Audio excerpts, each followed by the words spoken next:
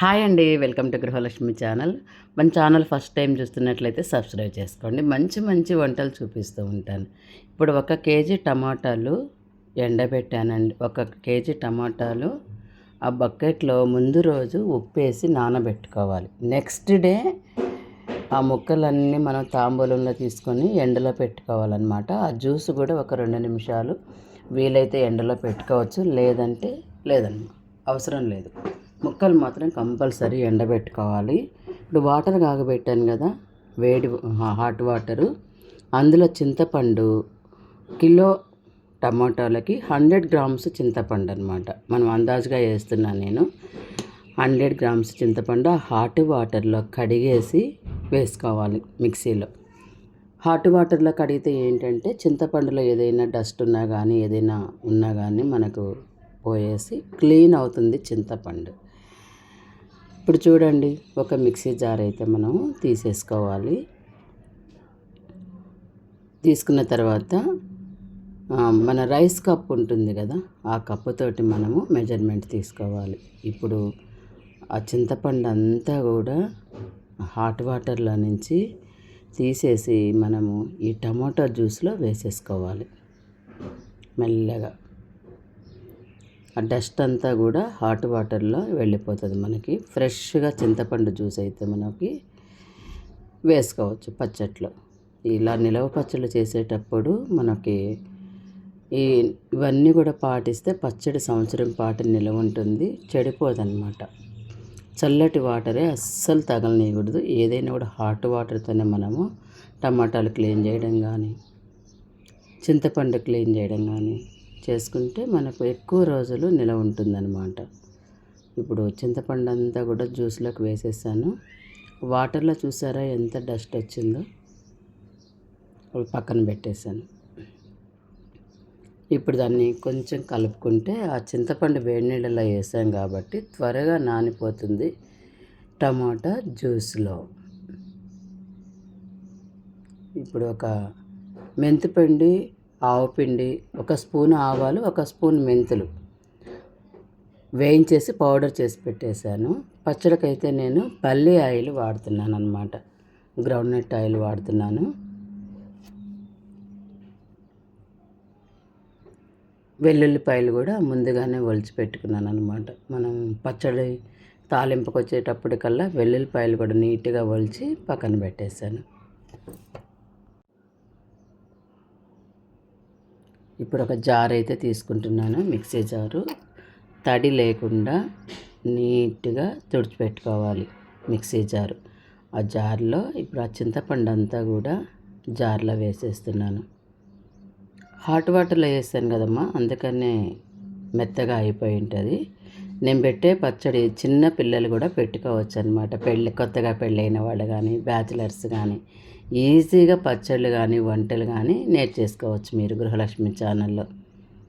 ఇప్పుడు చింతపండు దాంట్లో వేసేసాను చూడండి, మొత్తం గుజ్జులో నుంచి కొంచెం టమాటో రసం అయితే మిగులుతుంది, అది మనం పక్కన పెట్టేసుకోవాలి. ఇప్పుడు టమాటా ముక్కలు ఎండబెట్టాను కదా, 1/2 వంతు ముక్కలు మనం జార్లో వేసుకోవాలి. 1/2 వంతు ముక్కలు మాత్రమే పక్కన పెట్టుకోవాలి. ఇప్పుడు ఒక రైస్ కప్పు ఉంటే చాలు మనకు. పెద్దవాళ్ళ కాలంలో నవటాక్ అనేవాళ్ళు. ఇప్పుడు రైస్ కప్పు నవటాక్తో సమానం అన్నమాట. రైస్ కప్పుతోటి తలకట్టు కారం అయితే వేస్తున్నాను. కొన్న కారమేనండి ఇది, నేను బిజీగా ఉంటాను కదా, కారం ఏం పట్టించలేదు. కొన్న కారమే, చాలా బాగుంది ఆ బ్రాండ్ కూడా. డీమార్ట్లో తీసుకొచ్చానండి. 1 కప్పు కారం వేసాను కదా, 3/4 కప్పు వరకు మనము సాల్ట్ వేస్తున్నా. ఎందుకంటే మళ్ళీ కప్పు నిండా ఉప్పు వేసామనుకోండి, ఉప్పు ఎక్కువైపోతుంది. కారం కంటే కొంచెం తగ్గించేసుకోవాలి మనం ఎప్పుడైనా కూడా. ఉప్పు హాఫ్ కంటే కొంచెం ఎక్కువ ఉందన్నమాట. ఎందుకంటే ముక్కల్లో కొంచెం వేసాను ఎండబెట్టేటప్పుడు, ఉప్పేసి ఎండబెట్టాం కదా రసంలో, అందుకని దీనికి కొంచెం తగ్గించే తీసుకోవాలి మనం. 1/2 కప్పు ఉప్పు, 1/2 కప్ కంటే తక్కువ మనం ముక్కల్లో వేసాం కాబట్టి సరిపోతుంది అనమాట. 3/4 కప్పు మెజర్మెంట్ మొత్తం కూడా మనకి ఉప్పు వేసేసాను.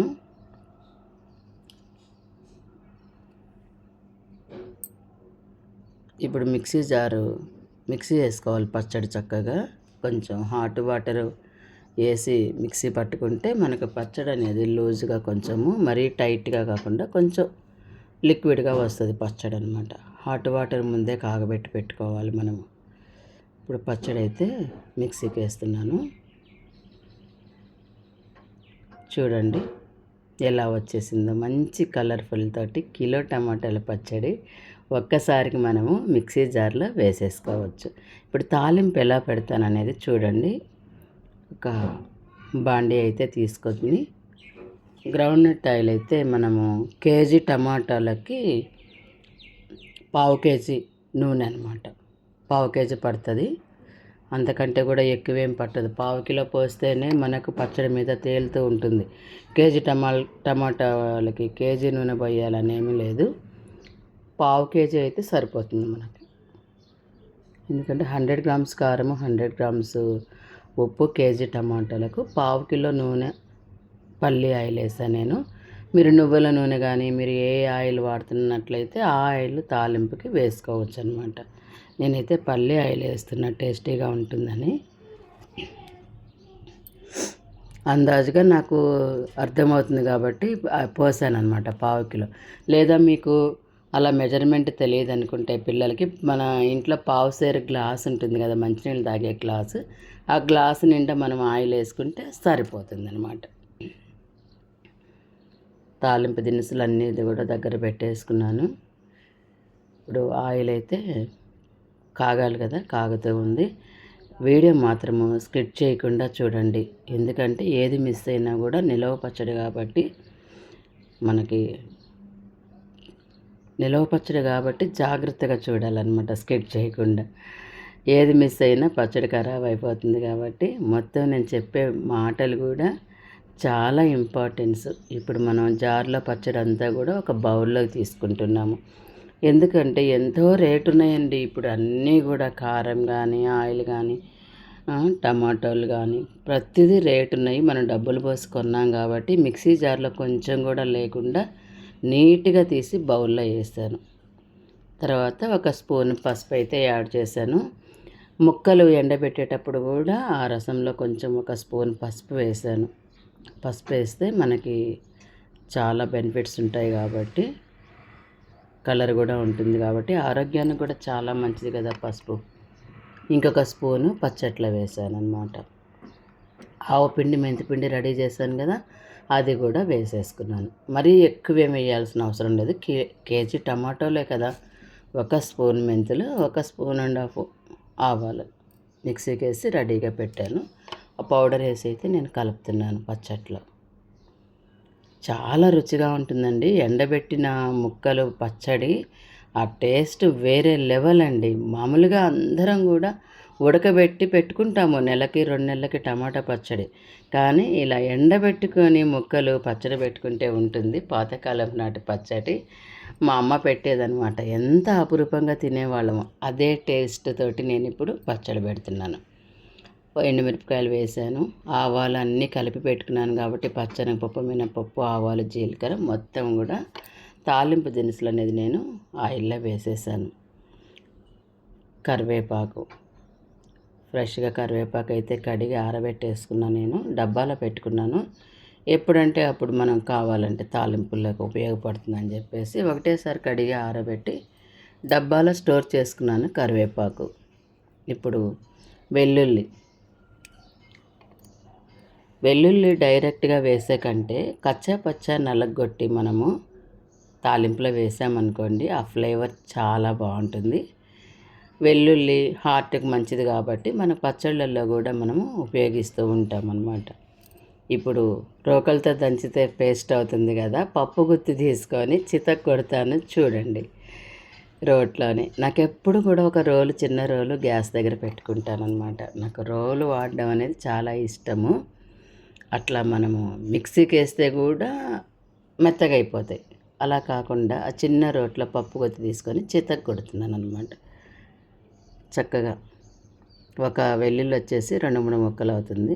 చితక్ కొట్టిన తర్వాత ఈ టమాటా ముక్కలు కూడా కొంచెం మిగిలిన టమాటా ముక్కలు ఆయిల్లో వేసేస్తే అవి పొంగి చక్కగా వేగుతాయి అన్నమాట. ఆ టేస్ట్ మనకి అన్నంలో టమాటా పచ్చడి కలుపుకునేటప్పుడు చాలా టేస్ట్ అనిపిస్తాయి. ఆ ముక్కలు ఒక్కొక్క ముక్క మనకు తగులుతూ ఉంటాయి.